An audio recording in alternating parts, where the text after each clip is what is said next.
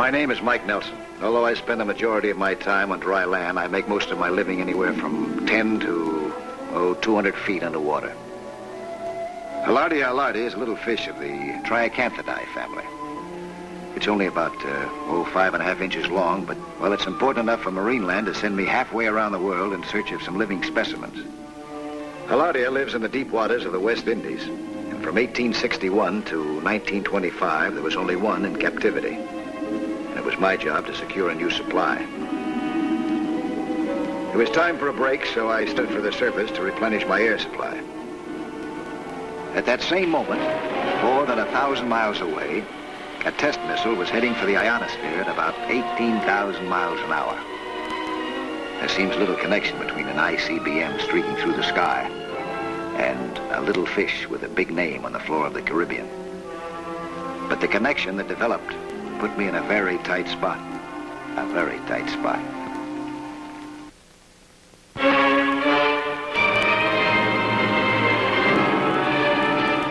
It was just about 26 hours later that things began to happen.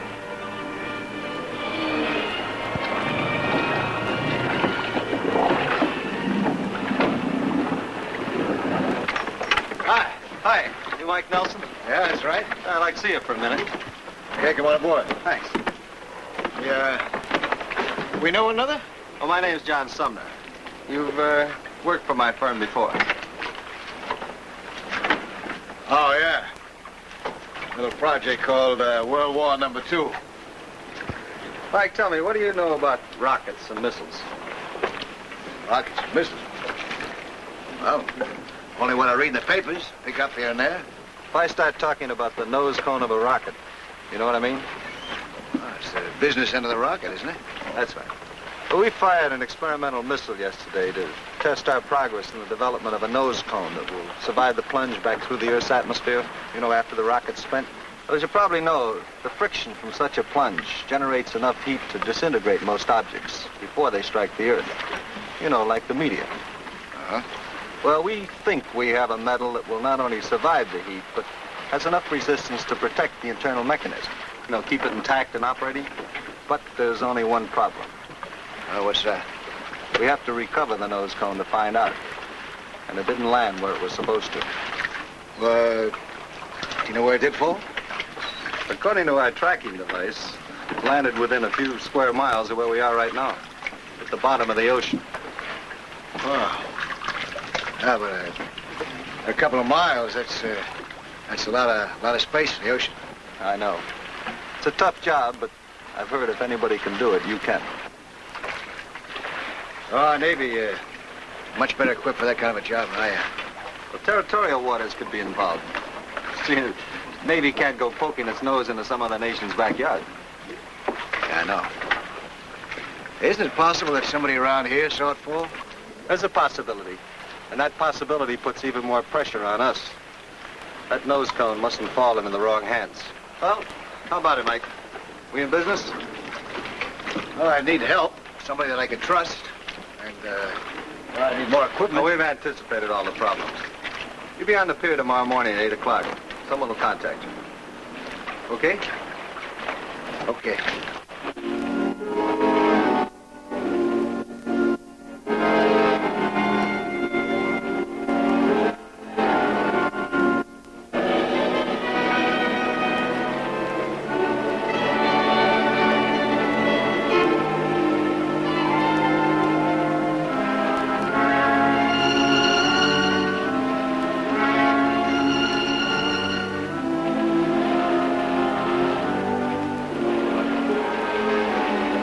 The next morning, I was on the pier on schedule, waiting for my contact to make himself known. Who would it be? It could be any of these people. I felt that it would be a surprise. It was.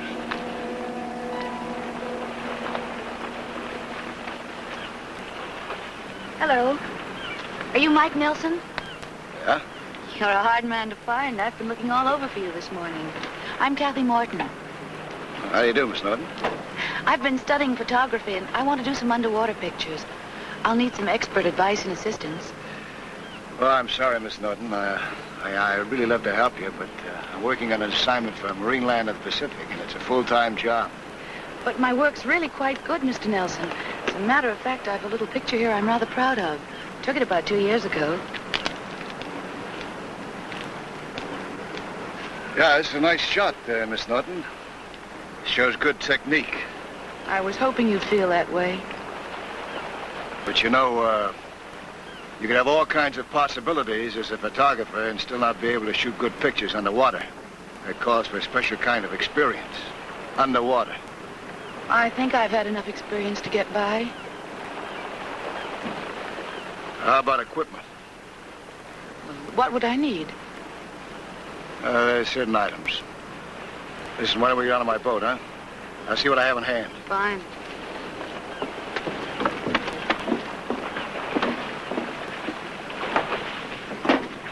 Our meeting on the pier was kind of on a cloak and dagger side, don't you think? Well, it'll tell a lot of people that I've hired you to teach me to take underwater pictures. Yeah. You even have an underwater camera to prove it, huh?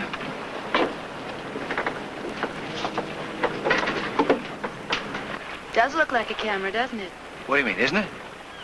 There's a pulsating device in that nose cone we're looking for.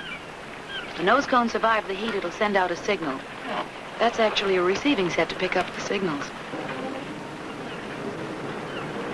Oh, what do you know? Hey, those signals from the nose cone. How far do they carry underwater? Oh, anywhere from a few hundred yards to a quarter of a mile. Depending on the conditions, huh? Mm-hmm.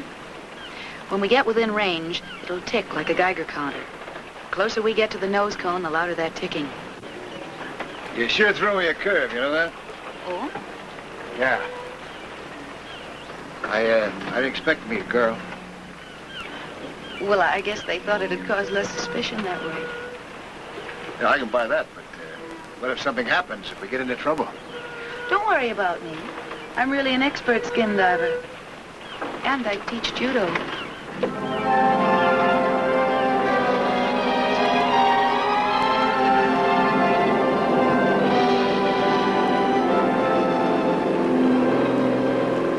A few hours later, we were on our way to cover what Sumner described as a few square miles of ocean floor.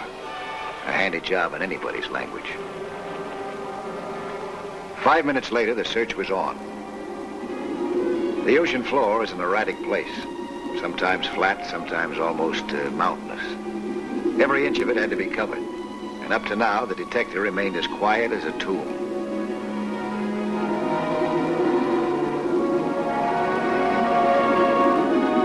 In the excitement, we didn't notice an outboard motorboat riding the waves about a mile from us.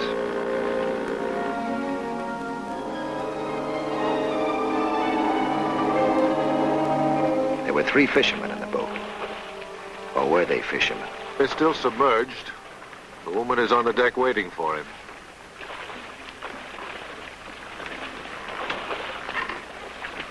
Wait a moment. Ah, yes. The man is starting to surface now.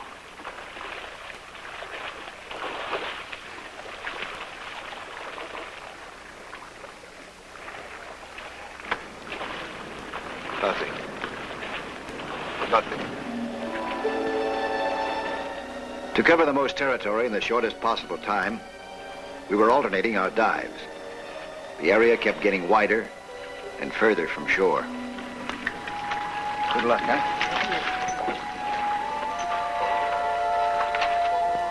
In the meantime, I discovered that Kathy was no novice at skin diving.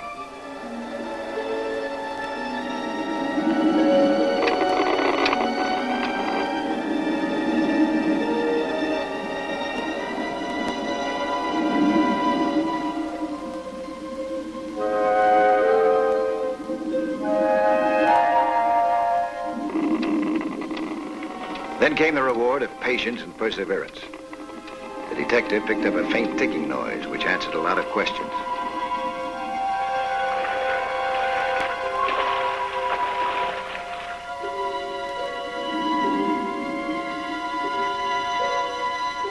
Kathy's instructions were to surface if she got a reaction on the detector. And Kathy knew how to obey instructions.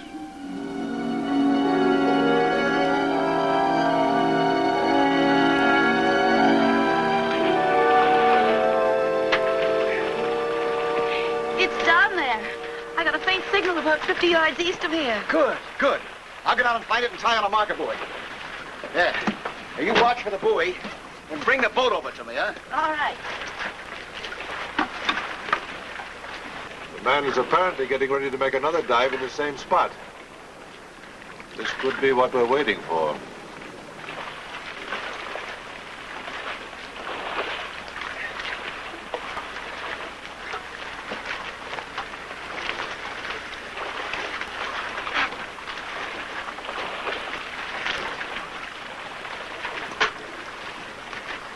Let's get within striking distance.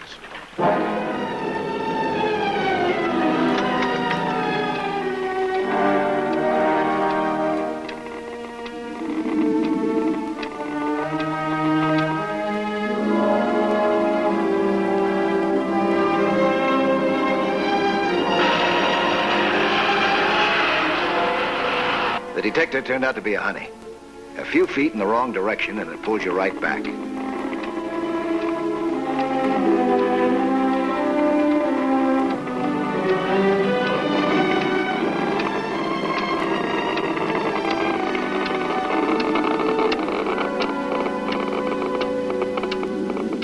Finally, it led me right to the nose cone of the missile, straight as a homing pigeon.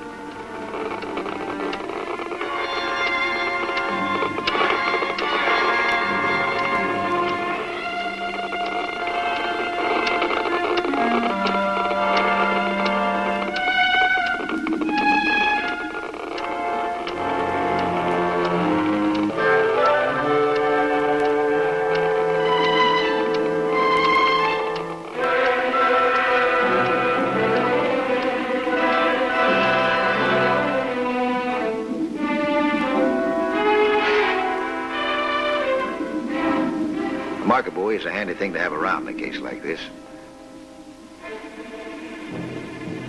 Just tie it to some object and release it. It'll surface and permanently identify your location.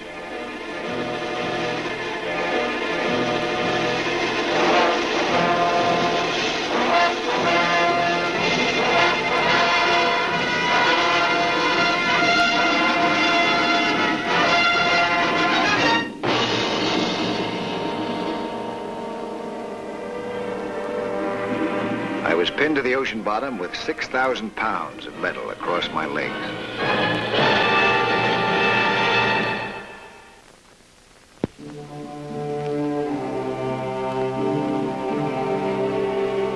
But Kathy had no way of knowing that I was pinned solidly to the ocean floor.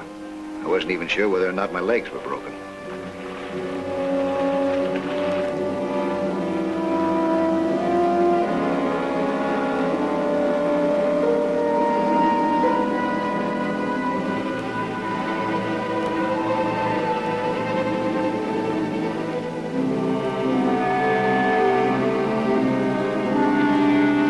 Kathy spotted the marker buoy and brought the lock over to it. But she had no way of knowing that I was solidly pinned to the floor of the ocean with only about 10 minutes of air left in my tanks.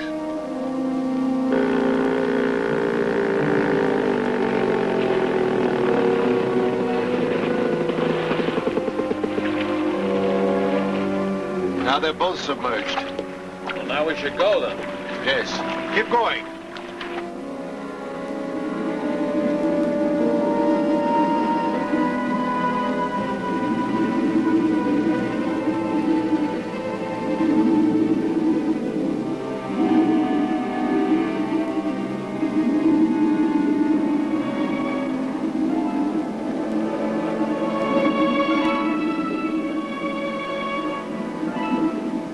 I signaled Kathy that I had about 3 minutes of air left in my tank.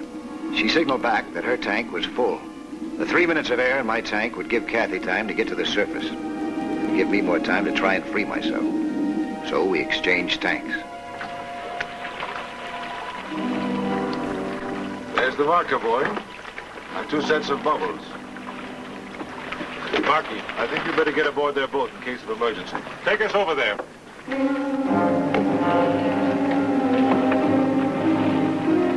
Then I signaled Kathy to surface and bring down a crowbar. It looked like my only chance.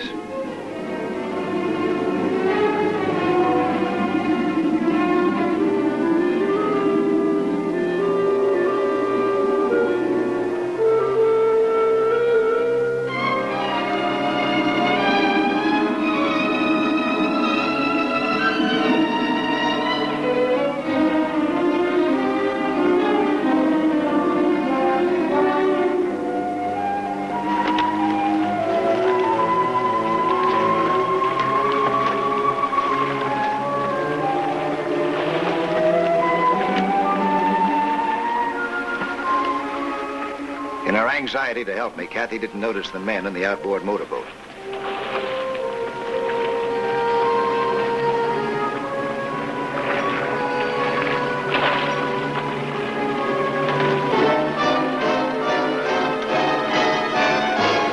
No, lady, that's all for you.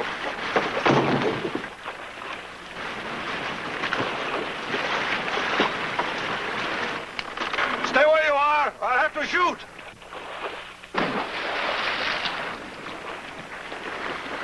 Get her.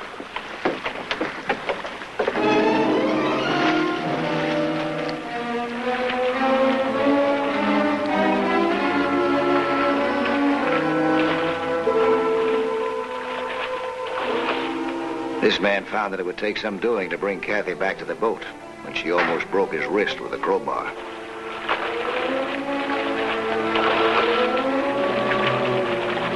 Get that woman.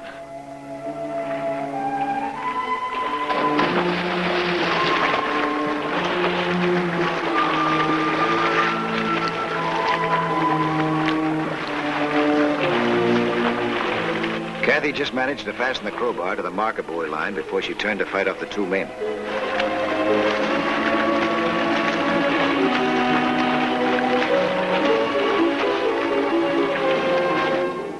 The crowbar slid down the marker buoy line and landed on the ocean floor, but just out of my reach.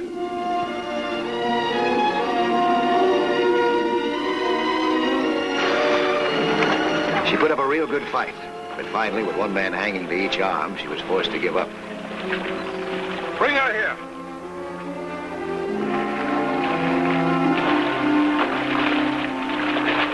I knew that something must have happened to Kathy, or she would have brought the crowbar down herself and given me a hand.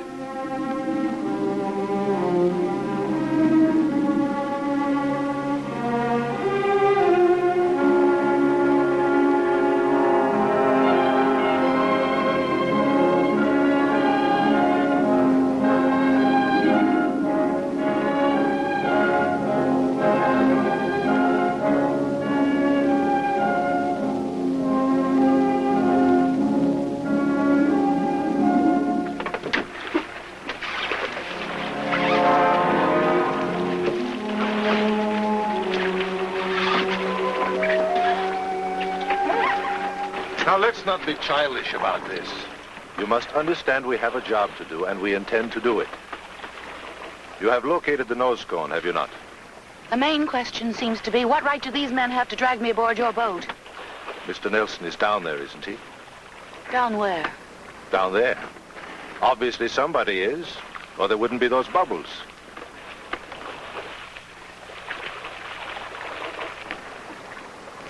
All right, I'll tell you the truth. Mr. Nelson is down there. But he's in trouble.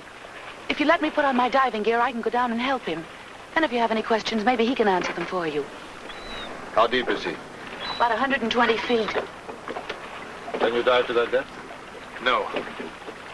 Well? I feel better with you on the surface, and Mr. Nelson unaware that we're waiting for him. I think we just sit tight for a while and see what happens.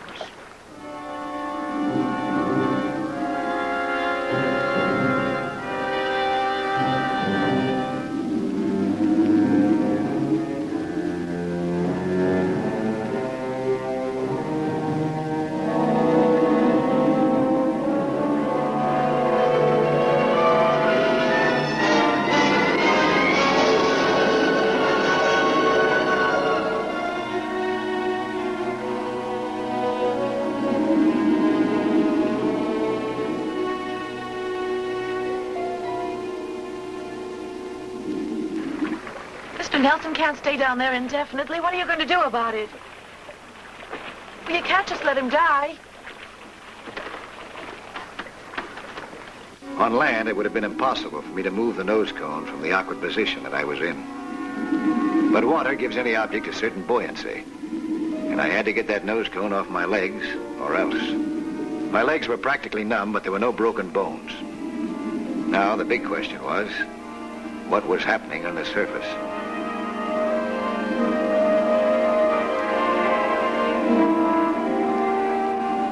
From about 40 feet, I could see the bottom of a small boat riding the surface near the marker buoy. And all of a sudden, Kathy's failure to come down and help me made sense. It was then that I remembered Sumner had said the nose cone must not fall into the wrong hands.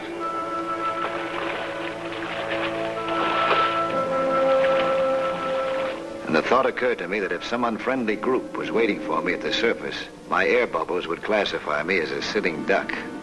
So I tied my diving lung to the marker buoy line and set the valve to allow a little leakage. Then it was up to me to make the surface in one breath.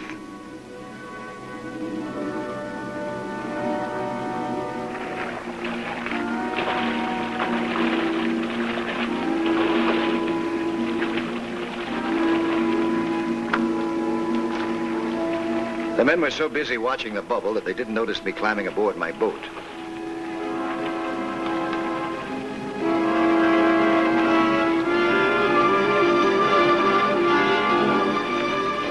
The best answer to this problem was my shark gun.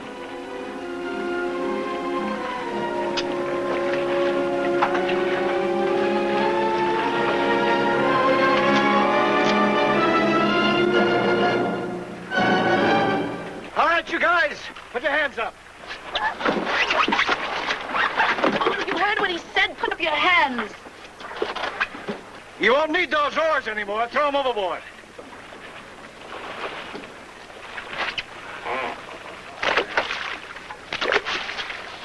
Kathy, how much gasoline they got?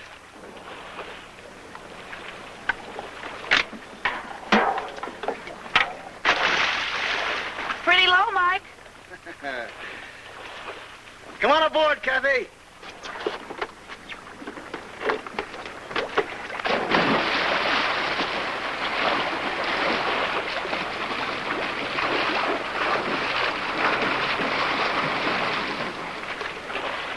Good job, Kathy.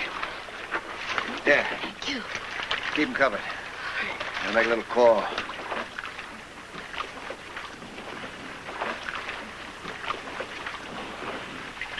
X-223, the happy friend.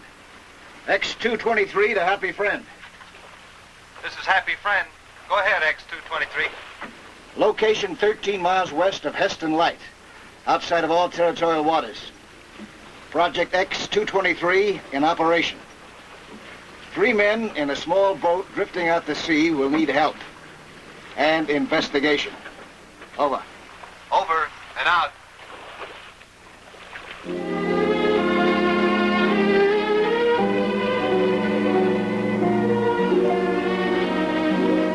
While the outboard motorboat was slowly drifting towards the setting sun, we set out to complete our job. When we went down again to bring up the tip of the nose cone, it was a mighty comforting feeling to know that when we got to the surface, we'd find a United States destroyer waiting for us, and not 3 gentlemen who use bullets for bait.